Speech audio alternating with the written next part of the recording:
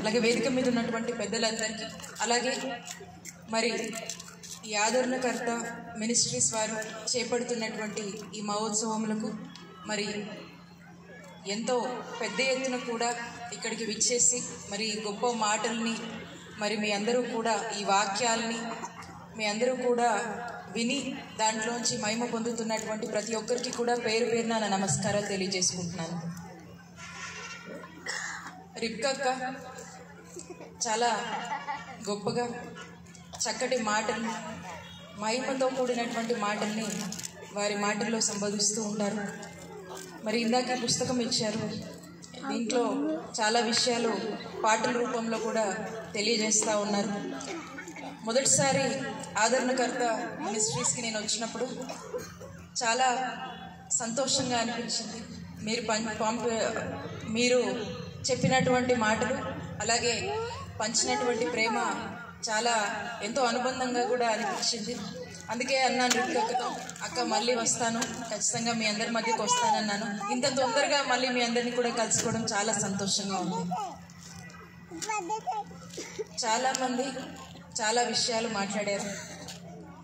నేను గుర్తు చేస్తున్నటువంటి అంశం ఏంటంటే, మన రాష్ట్రంలో దేవుణ్ణి నమ్మినటువంటి ఒక కుటుంబం, గౌరవ ముఖ్యమంత్రి వర్యులు శ్రీ వైఎస్ జగన్మోహన్ రెడ్డి గారు, మరి మన దేవుణ్ణి నమ్ముకున్నటువంటి ఆ కుటుంబం ఈరోజు రాష్ట్రంలో పరిపాలన కొనసాగిస్తూ ఉంది.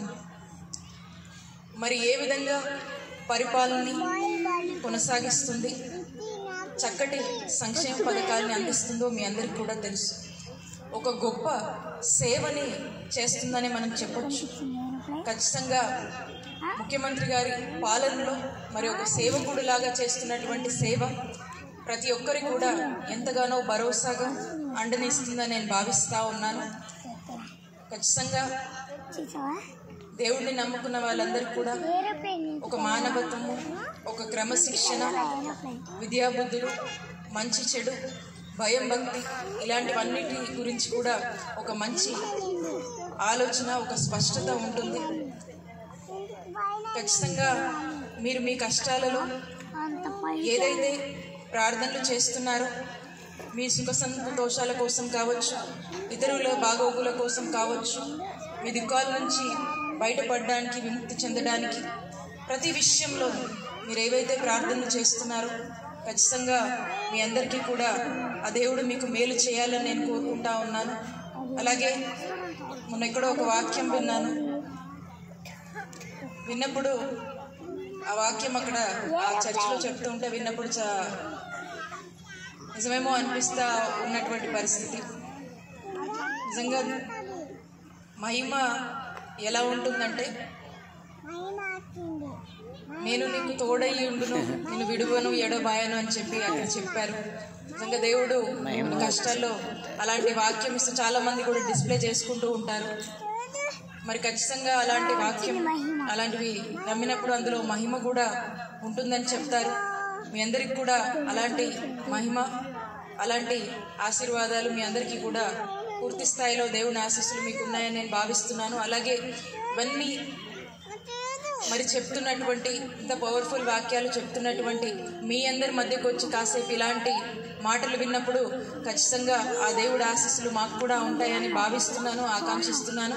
కాబట్టి మీ అందరి ఆశీస్సులు, దేవుడిని నమ్మినటువంటి ఒక కుటుంబం, ముఖ్యమంత్రి గారి కుటుంబానికి, ముఖ్యమంత్రి గారికి, అలాగే మీ మధ్యకు వచ్చినటువంటి మా మీద కూడా ఉంటాయని ఆకాంక్షిస్తూ మరొకసారి ఈ చక్కటి అవకాశం ఇచ్చినటువంటి ఆదరణకర్త మినిస్ట్రీస్ వారందరికీ కూడా నా కృతజ్ఞతలు తెలియజేసుకుంటున్నాను. అలాగే మీ అందరి కోసం కూడా త్వరలో రాష్ట్ర ప్రభుత్వం ఒక యాప్ తీసుకురాబోతూ ఉంది. మరి ఇప్పుడే ఇందాక అక్క చెప్తా ఉన్నారు, ఆ యాప్ కూడా మీ అందరికీ ముందు ఎంతో అండగా ఉంటుందని నేను భావిస్తూ ఉన్నాను.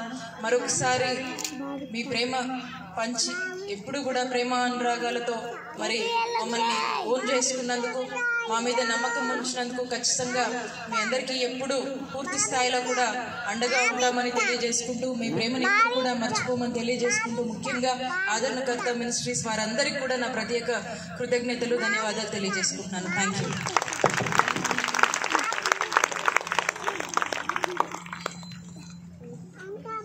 ఒక క్షణం వేదిక మీద ఉన్న దైవజనులు అందరూ నిలబడి చేతులెత్తి, మీరు కూడా నిలబడాలిగా. దైవజనులు నిలబడుతూ ఉన్నప్పుడు